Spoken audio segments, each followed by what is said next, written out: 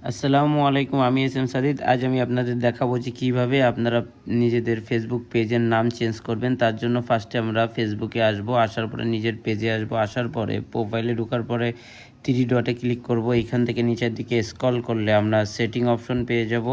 Setting and privacy এটাতে click করব। এইখানে ক্লিক করার পরে এইখানে দেখেন শুধু অনলি সেটিং অপশন আছে, এটাতে ক্লিক করব।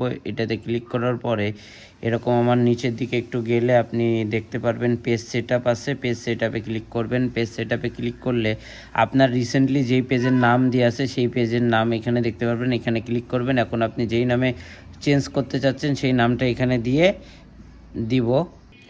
এই যে আমি আমার পেজের নাম দিলাম, এখন আমি রিভিউ চেঞ্জে দিব। এই যে দেখেন, এই যে এইখান থেকে এখন হলো সাবমিট আপিলে দিতে হবে। এই যে সাবমিট ফর অ্যাপ্রুভাল, সরি, এই যে এখন হইল, এইটা হইল 60 দিনের ভিতরে আমি আর কোনো চেঞ্জ করতে পারবো না। সো এইভাবে আপনারা খুব সহজে নিজেরা নিজেদের ফেসবুক পেজের নাম এভাবে চেঞ্জ করতে পারেন। Thank you for watching my video.